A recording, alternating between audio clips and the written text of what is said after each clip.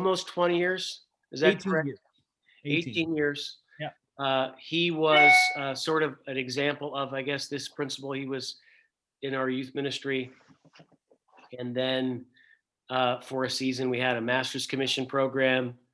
And Joe was famous for ripping phone books and getting concussions in drama, right?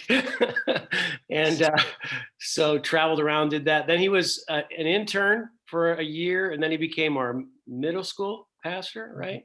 And then our kids pastor, and now he runs everything. So Joe is one of the most steady leaders I know. He's just really he's extremely emotional. For those of you who know Joe, no, he's like completely shows up for work, does his job, raises up people, and he really thinks well about systems, way better than I do. So he's going to take you through a presentation of that, and then we can kind of interact a little bit. So Pastor Joe, take us away. All right, guys, I'm going to share my screen here, and I'll walk us through this presentation.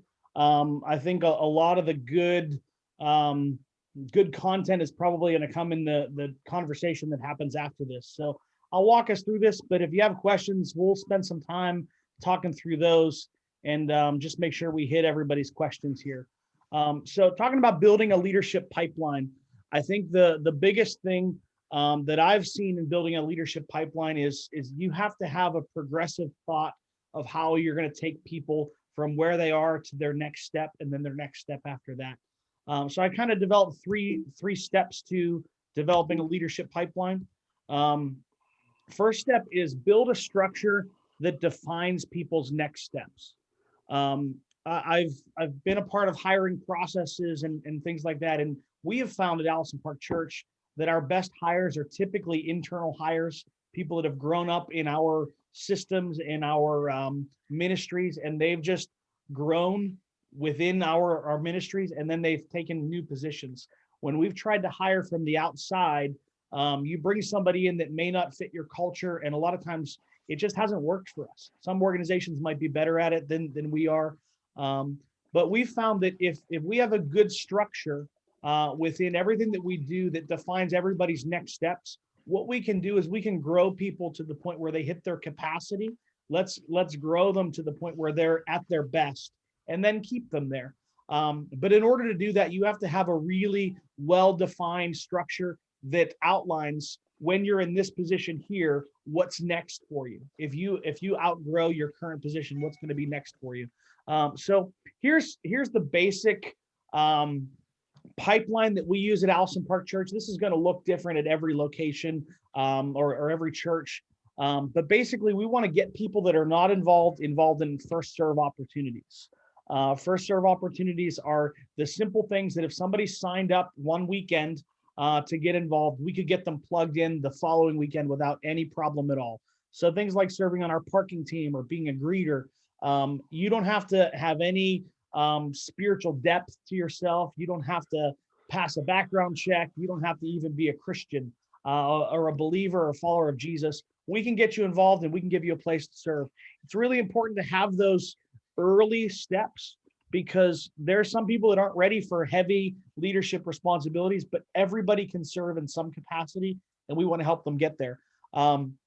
After somebody's done a first serve thing, another place to do a first serve is maybe some of our events. We have an Easter egg hunt coming up that's not heavy interaction with kids, but anyone can stuff Easter eggs. Things like that are really important so that you can let people start somewhere. Then we have our serve teams. That's our kids ministry, our youth ministry, our production. Those aren't really first serve opportunities because we have to have training before we throw people into the kids ministry. We have to have background checks. Production, people have to have some level of training or skills to be able to do that. But we're looking to take people in first serve opportunities and moving them to more consistent serve teams. And then we're looking to take our serve team members and move them into leadership positions where they can lead a life group, lead a support group, or even lead a serve team. We also want to take our leaders and give them a higher level of responsibility. So maybe our best leaders can become coordinators and oversee groups of leaders. Some examples of how we might do that would be a kids zone service coordinator. They basically run the kids ministry for an entire service. Or a welcome team. Forgive my typos on here. The welcome team service coordinators, or a security coordinator. We also want to take some of those people that really show that they're highly skilled, and we want to get them involved in our ministry school. Our ministry school is called Allison Park Leadership Academy. Anybody that's in that program, we want them to not just go through the teaching time. We want to pursue them to do internships and get involved where they're giving extensive amounts of time serving in our ministries. First year leads to the second year of Allison Park Leadership Academy, when we want to get more interns there.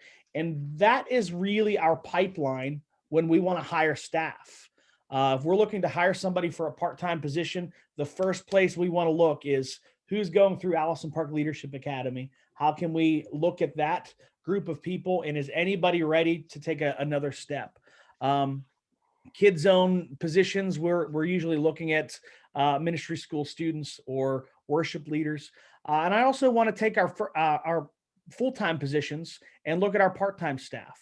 There always should be a next step. I don't want our part-time staff members to get stuck and pegged into a part-time position if they have more capacity. So I want to look for our full-time positions, our full-time youth pastors, our full-time worship staff or campus staff within our part-time staff, and then senior staff. Some of our best campus pastors have been former youth pastors. I think when I think about our list, I think 4 of our 6 campus pastors have been youth pastors at APC. So everything that we do is really designed to look at who's already in our pipeline and try to promote them to the next step. In order for you to always have those high-level positions filled, it's really important that you're constantly filling the low-level positions and moving people along in that process, helping them to grow.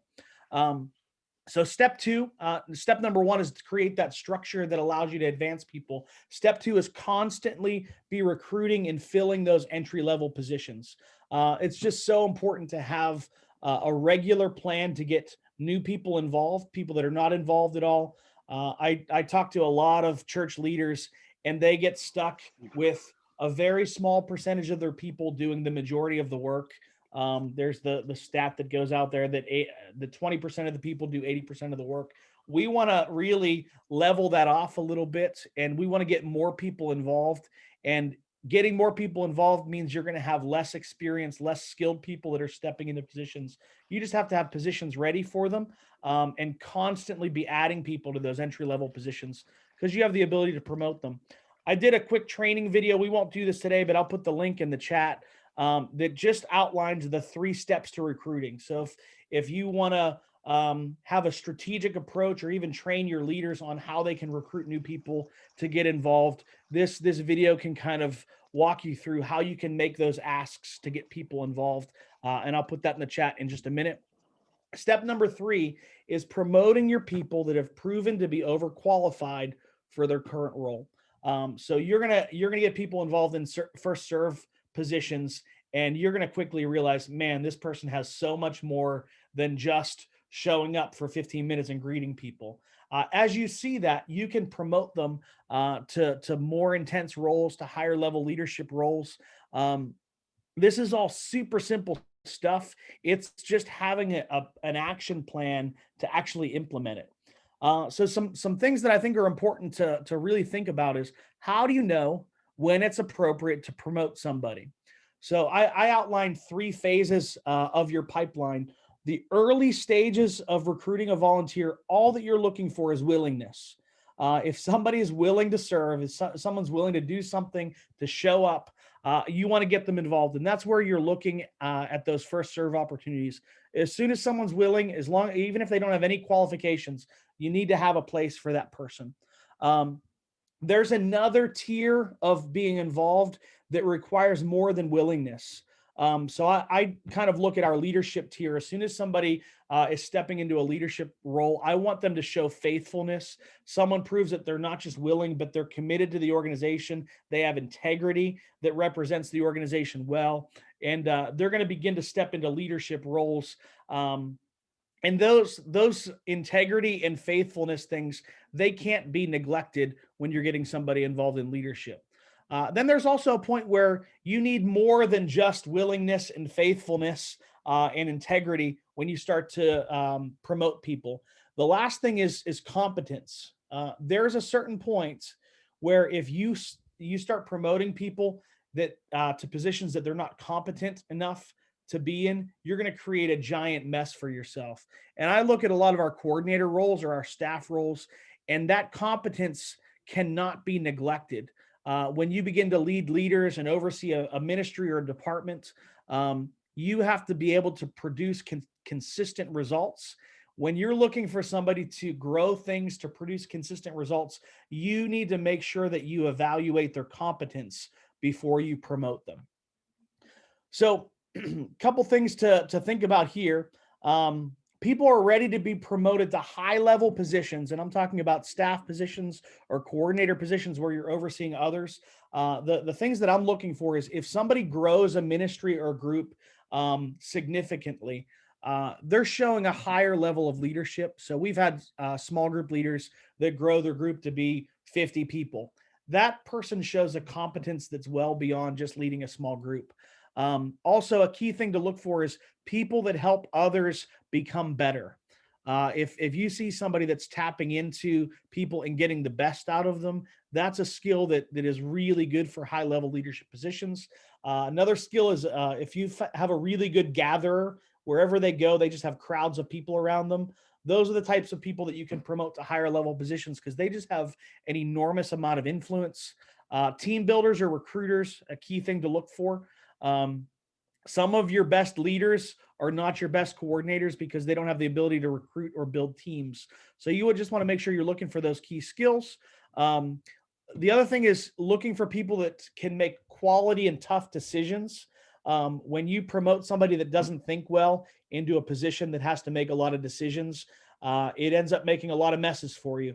So somebody that thinks well is a really key thing that you're looking for those high level leadership positions. Couple traps to avoid when you're looking to promote people. You don't want to promote exclusively based on faithfulness. And here's why. You really want to build your leadership team with very faithful people, but sometimes your most faithful people are not your most skilled people. You really need both of those things for your high level positions. Just because someone's faithful to show up and do what you ask them to do doesn't mean they're qualified for a high level leadership position or staff position. You want to avoid just throwing people in there because they've been faithful. Also, promoting people that you like. There's going to be people that you really enjoy having around, but they might not be the best people for the positions that you're putting in. I've seen some people get caught in that trap, and then it ends up creating an even larger mess. You don't want to offend them because they're not in those top positions, but then you actually have to remove them because they're not qualified. The other thing is promoting people that haven't proven integrity. Man, those integrity pieces, knowing that somebody is going to represent you well is so important before you give them a high profile position. Because if someone's really competent, but they lack that integrity, you're going to make a giant mess that's going to need your attention to clean up. Promoting people out of desperation or need, you're always going to have some needs. But man, sometimes it just takes the time to build people until they're ready to take on those positions. If you put them in too early, I always say it's a lot harder to fire somebody than it is to hire them. So you want to be slow to move them up the ranks. And the other thing is sometimes you can promote people out of fear. You start to think, man, if I don't give this person a larger responsibility or a title, I might lose them. So you give them the keys to the car and they're not ready for it. And you just create a giant mess for yourself. So those are just some things that I've observed as far as leadership pipeline and how we've managed that at APC. Why don't we just take some time and do some Q&A if there's any questions you guys have.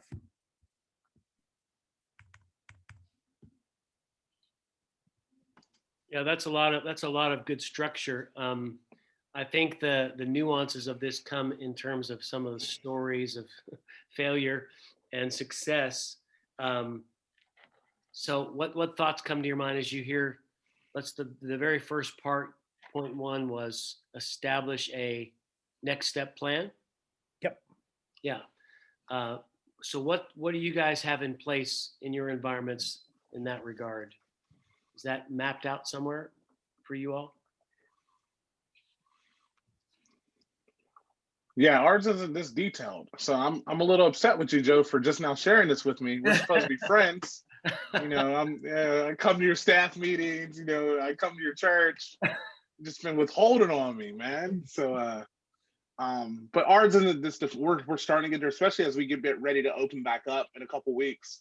So we've had an opportunity to we've used this time to really pause and really think about what it is that we're doing. We have about a core group of faithful 30, and then everybody else is kind of, but we're going to be a little bit more clear. I'm glad we're recording this so I can get it to the Holy Spirit afterwards. Mhm. So that's my wife, for those of you who don't know. Yeah. She's the more executive one than me. So this is good stuff. We have, it took us a while, so I've been here 4 years, and I would say there wasn't much of a path or system. There probably was at some point, but in all the transition, all of that kind of just fizzled. So we've kind of broken it down into levels. We don't tell people that, but I guess just internally, here are the things we offer for somebody coming in, like a new believer or somebody new to our church, so we have kind of 2 classes that would fit that. And then here's level 2, and then here's level 3. And the idea is, hypothetically, if someone came in this Sunday that wasn't a believer and got saved, we would have a track for them to get all the way into one of the level 3 classes, which is leading a small group, being on the church council, being a leader of a missions trip, not just going on it, but taking people out of the country or whatever. The one thing that I really liked, Joe, about and honestly, I just had never processed this, but what a great idea is ours kind of got up to level 3, like a high capacity volunteer. But what I never processed until right now was, why not extend that into when a high capacity volunteer could become a staff member? And that's really good, and something that I need to think through. Not everyone will get to that level, but to have that, because I think the whole hiring within, Pastor Jeff and I have talked about this over the years. I think probably 4 times I've called you and said, how do you pick somebody to put on your staff? I mean, it's so stressful to figure this out. And so the whole hiring from within thing is a great idea, but I don't think not yet have we ever mastered that really. Actually, our part-time worship person is within, but that was just this year, so I really feel like that's kind of new ground for us. But I've had some sort of failure experiences with hiring outside, and that's been really painful because I thought it was going to be great, and then I thought I vetted as much as I could, but how many conversations vet someone? I mean, even 6 or 8 just isn't put you where you need to go. So anyway, that was my big takeaway from what you shared, is I think we're doing okay at maybe getting someone from a new believer to a high capacity volunteer, at least on paper. As far as how that plays out is always a little messy, but I love the idea of putting in this another level of hey, when a position opens, who are we considering? So. Yeah, and I think it's always messy. It is whatever's on the presentation that Joe made is very impressive, but it doesn't work exactly like that. There's you try somebody, they don't make it, you take a step back with them. It's always messy. It's messy when you hire from within, because if somebody isn't doing a great job and they have to be demoted or removed, they have often family connected throughout the whole church that can get offended over it and leave, which could be a massive problem. If you hire from outside, it can take years for them to get your DNA. And so there's a wrestling match that happens. So it is truly a messy experience. The great thing is when somebody does come up through the ranks, like a Joe Schaefer here, I can tell his story 18 years later. It gives the whole church a vision of what they can become. They say, wow, you did that all here? That's possible? I could fulfill a call in my life without leaving and going someplace else. That is one of the real great reinforcements of building that back end, I guess the top level that you're talking about, Nicole. where you get some kind of way to get people onboarded into your staff. I think that's a big win. You also have to have good stories of success at each phase of that. So for me, I need to have a good story of how somebody has gone from first serve to serve team to leaders, and even with our staff. So we didn't have a whole lot of success stories. If you rewind a year or a year and a half ago, of people in part-time positions eventually becoming full-time. And I was able to recognize that that's kind of a problem. People think that if they get a part-time role, they're going to be stuck there forever. So we had to create some stories and have some examples of how we've taken somebody from a part-time position and moved them into more of a full-time role. So as you look at that, like Jeff said, that's all on paper. When you actually put names to it and start moving people, it creates all kinds of messes. I think it might sound like we have this all together at APC, but I can tell you all kinds of stories of how we mess it up. There were some weeks that we didn't have multiple campus pastors and didn't have multiple worship leaders at several campuses, and we're just taking our staff and like dealing them out like cards just to make it through a weekend service. So it looks real great when it's on that slide presentation, but making it a reality, it's work. Yeah, the other thing about this process that's really important is, one of the reasons why our pipeline system is so thought through and we attempt to practice is when you plant campuses or churches, you empty your bench, or sometimes you give away your first string, and then you're like, oh man, who's going to do this now?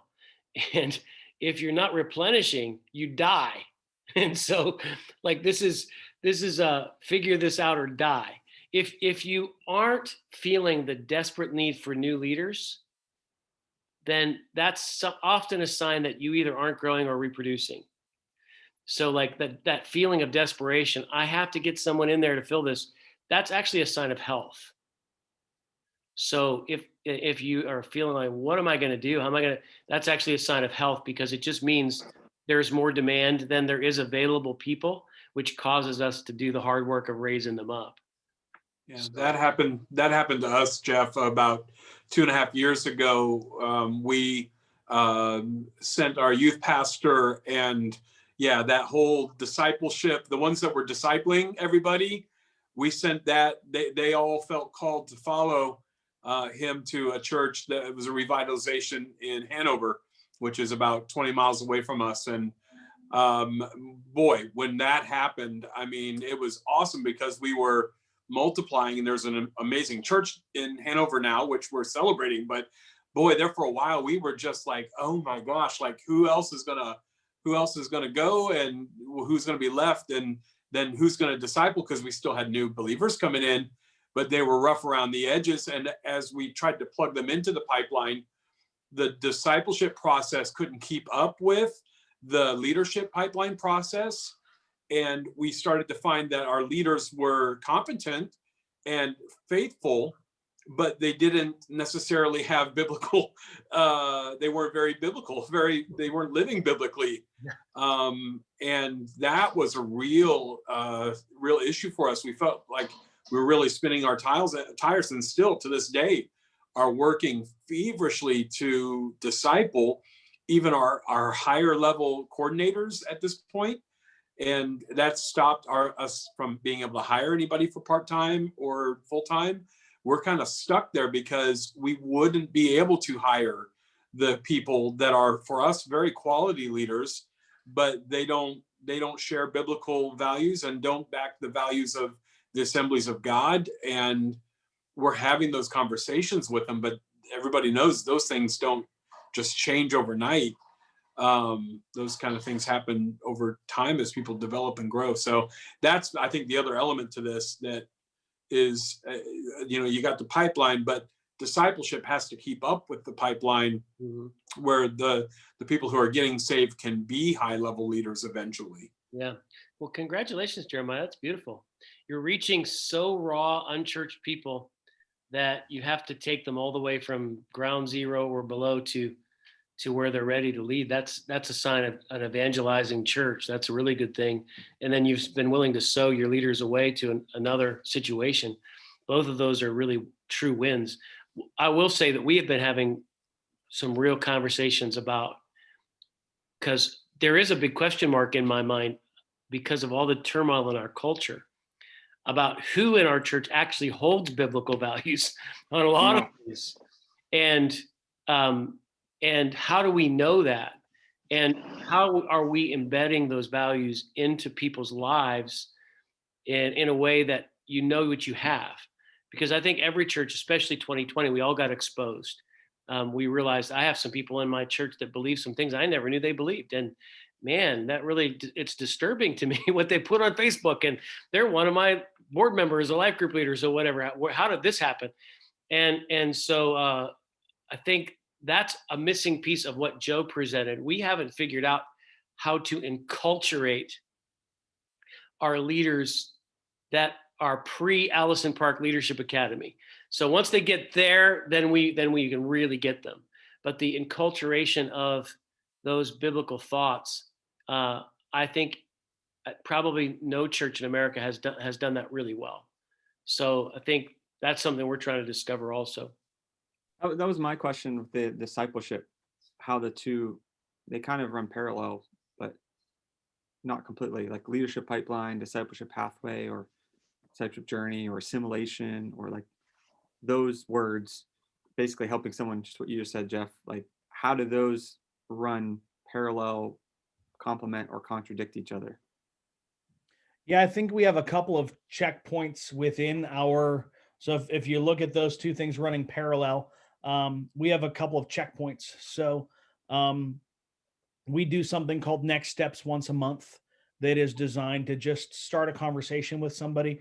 15 minutes after each service, we walk them through, hey, this is who we are as a church. Do you have any questions? And then we help them get connected in some capacity, either getting connected by attending a life group or a support group, or getting involved on a serve team. So that's like the first checkpoint, where every month we make that invitation, hey, stop out after the service and we'll talk to you.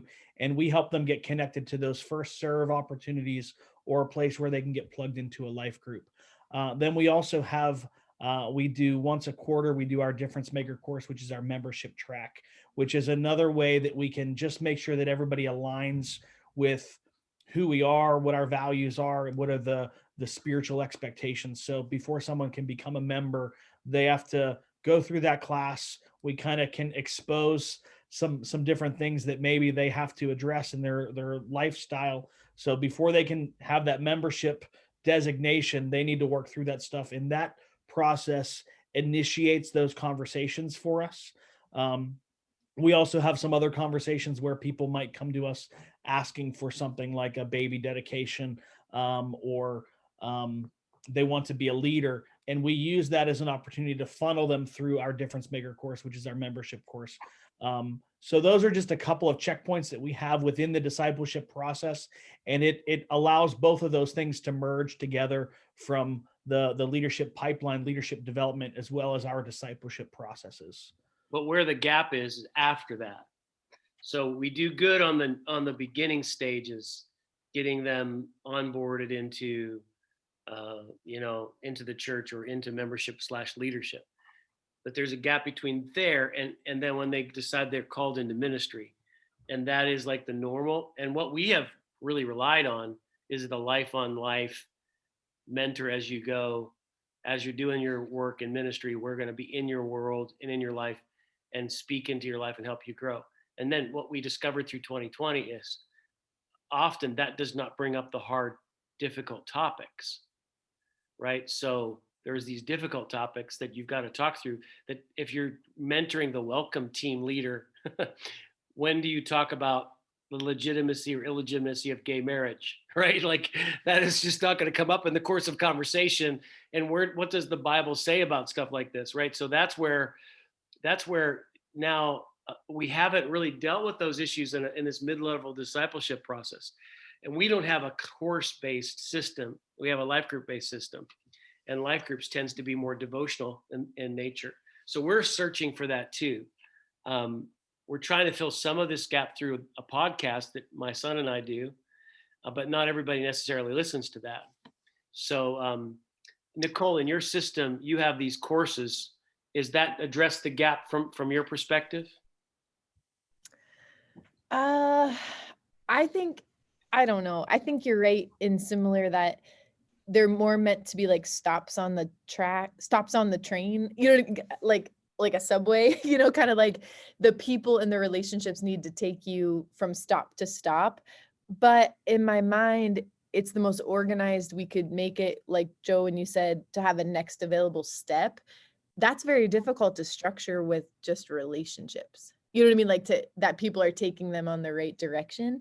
I don't know. Does that answer your question? So I don't know that it always fits every time, but I'm not sure how else to organize it. And then it's one thing to schedule them, and it's another thing to get people to attend them. Yes. Like you could write the greatest material known to humanity to disciple people, and then you schedule the classes, and the people who need to be there don't show up for them. And then it's like, well, then what? You can't fire all these leaders. You can't say, well, you didn't complete the class, so you're no longer a leader around here, because then no one would be doing anything, right? You'd be doing it all on your own. So thus is the challenge. How do we do that? Nick, what's your process look like? Do you have any solutions here? So our process is basically built around our values. So we have 5 values, and we want to help people grow in each of those values. So start, that's the first value. We start with God's word and his presence. So, prayer, reading God's word, that I'm going to forget these. They grow, so they're part of a group. They move together as a team, so they're part of a team, serving in some way. They engage, we engage our community, service, giving, and then they invest. We invest what we have in others. So those are our 5. So what we've tried to do, and this is in process, is identify different levels of those and give them a self-assessment where they can kind of chart themselves, so to speak. And then we have discipleship coach that would then say, hey, here's an area you're doing really good with the serve part. Like, you're moving together as a team, you're part of a team, you're faithful, you're doing great at that, but you're not tithing, or you're not really opening your Bible. So we're kind of taking that approach where there's a coach that kind of helps walk them through that. We're trying to develop right now. It's going to be like a year process, an app that helps walk them through that. The struggle is, and I think everyone's felt this, is how do we do that when you remove Sunday morning or the weekend service? So and we discovered this last year, we're so Sunday weekend dependent that when you remove that element, when everything went online, the whole thing blows up. Mm-hmm. We lost our fuel. Meaning that you were having classes prior to the services? So we do one of the things we've done for a while. We have, similar to what you guys do, we do it during the service, called Starting Point. First Sunday of every month, we have it's like hey, everyone goes to Starting Point. It's just a real brief, this is who we are, this is our values, this is our vision. And then from there, we get people connected to first serve opportunities. When you remove the service, that's gone. And a lot of our discipleship wasn't spelled out real clearly. It was kind of organic. So when you remove the fuel, the organic never even happens. Yeah. And I think that happened for everybody pretty much. Yeah. That whole piece. There is something I'll just mention as a potential tool that we gave to our staff at the beginning of the pandemic, to give them some enculturation online. Chicago Tabernacle Church with Pastor Al Toledo has developed a curriculum called the DNA of a Leader. And they have an app, just like you're talking, Nick. They built this whole system where it allows for them to show what they've completed, what they've watched through. That can be shown to their supervisor who's overseeing them. And it's like 9 pods of training that Al teaches in little 20-minute segments. And they then the app has a time management and project management feature into it, so that it can become like Slack, if you guys use Slack. We don't use that, but I know a lot of organizations do to communicate about projects. So he's attempting to bring this into the church world with his idea. And basically he has these two principles he operates off. One is building your altar, time with God, and building your effectiveness as a leader. So his whole teaching is built on those two facets. So based on what you want to do, Nick, it would at least be good for you. Yeah. Did you say, is that a phone app or? It is. You can do the course online on a computer, but there is an app that goes with it. DNA of a Leader by Chicago Tabernacle Al Toledo. Real well done. High quality videos. Al is one of the most humble, genuine guys you'll ever meet in your life. And so it's very well done, well put together. That's a potential tool, and it's decentralized. It's online, so you can do that. We put something similar together for our membership class. Now people can go through the whole process online. So I don't think anyone's done it yet, but it's at least built where they can take the whole. Has anyone gone through that journey yet online, Joe? We have one person that's completed it. Was that you? No, Timmy no, we Timmy Braithwaite? no. No. Yeah, there's only one. There's a handful of people that are in process, but only one that has completed the process. Yeah. Any other thoughts or questions?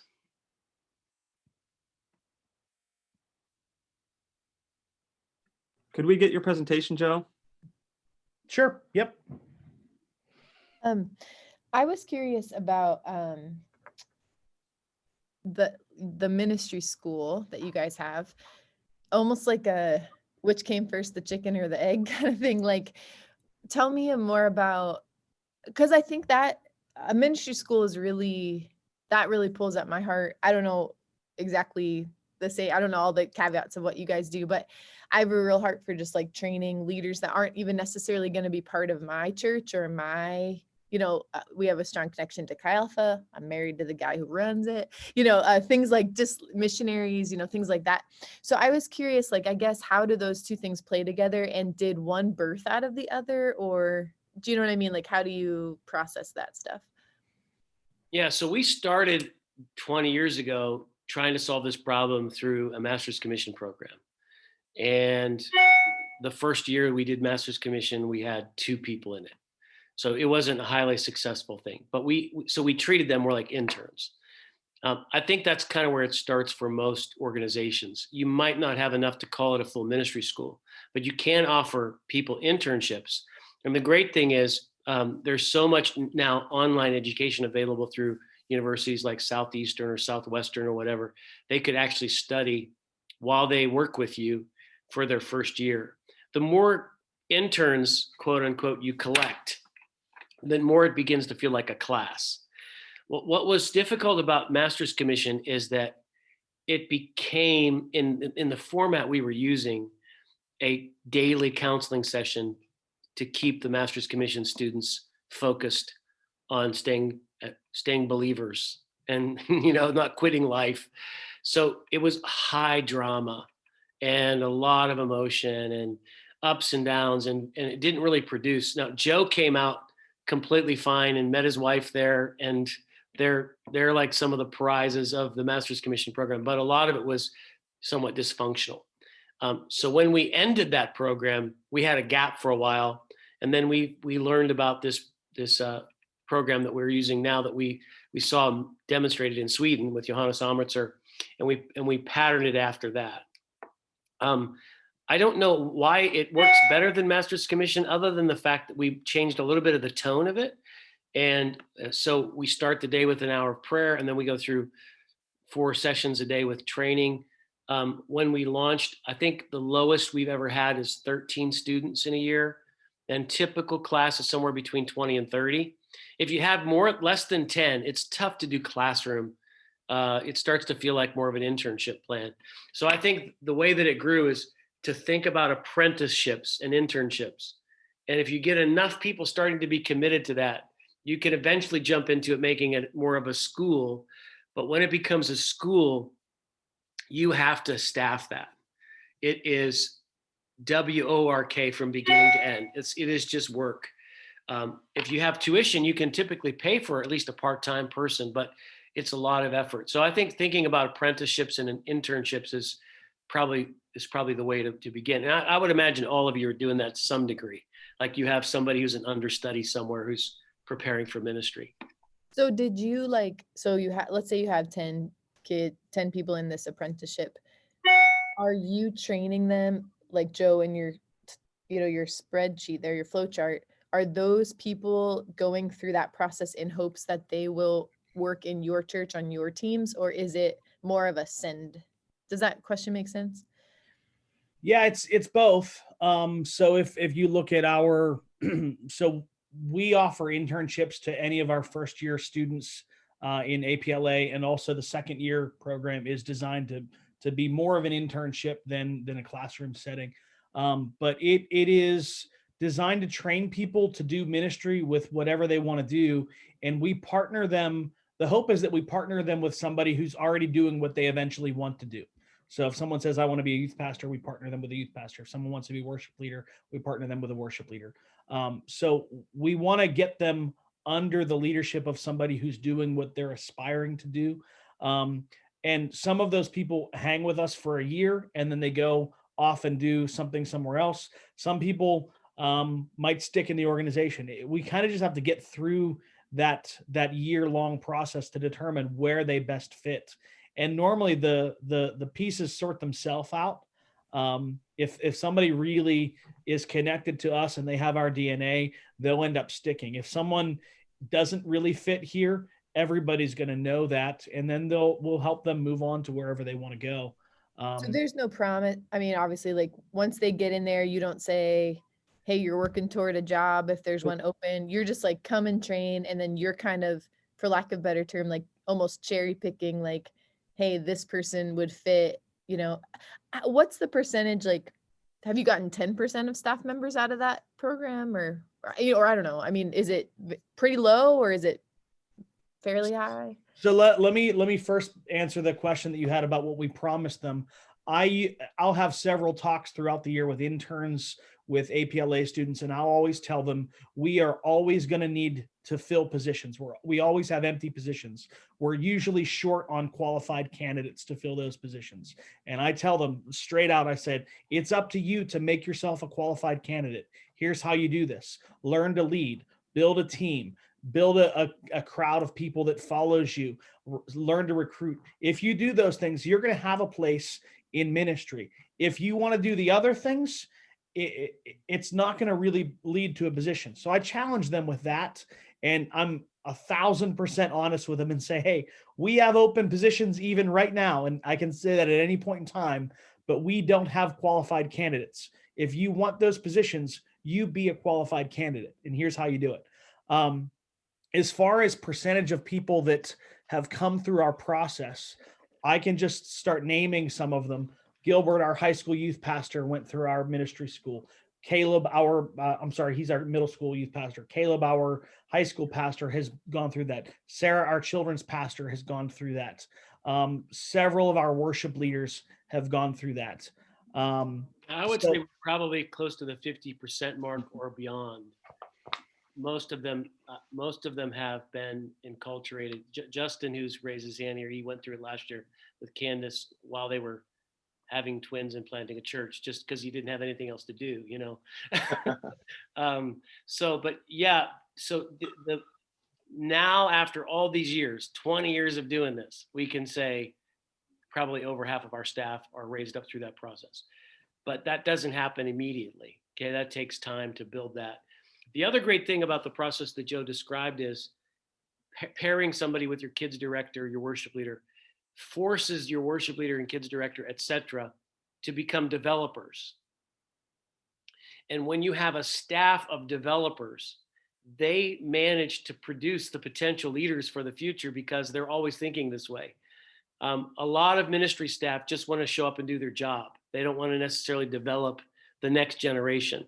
But when you get a staff full of people who are thinking about development, that's really where the pipeline, the process is one thing. The culture that supports the pipeline is really dependent on everybody in the organization owning that value.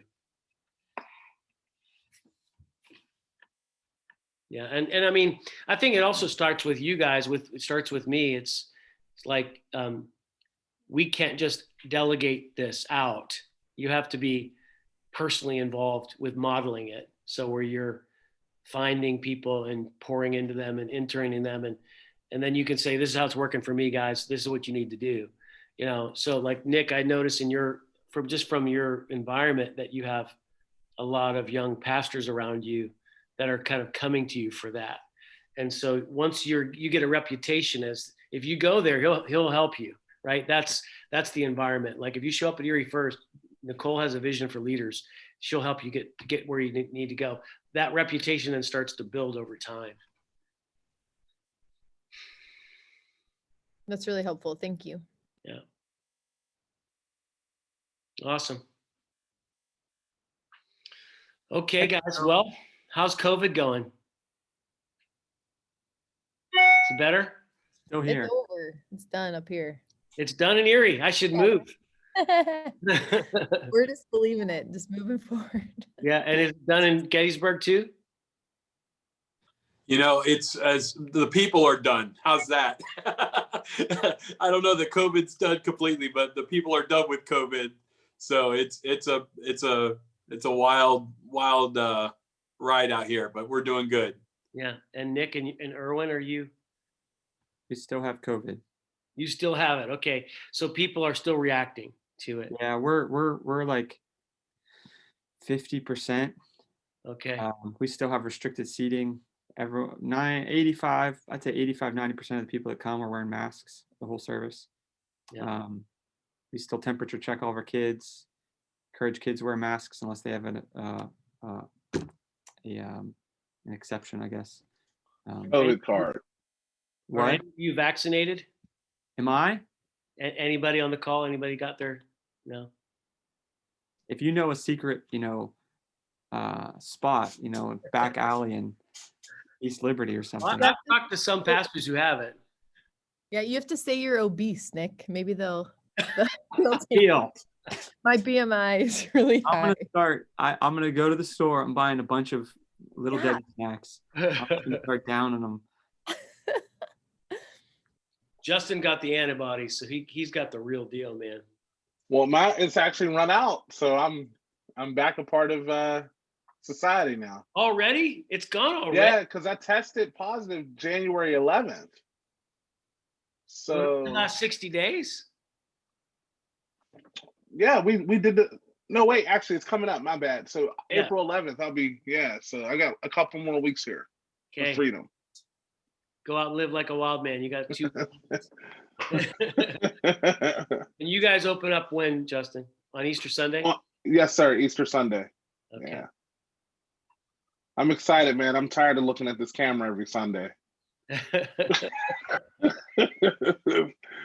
It's starting to take its toll. So Yeah. yeah. Okay. Well, we're close to time. So thanks for joining, guys. Thank you, Pastor Joe Schaefer, for helping us out today. Appreciate it. It was a good discussion. And next week or next month, we'll be in person. So that'll be cool. Awesome, guys. Have a great day. See you guys.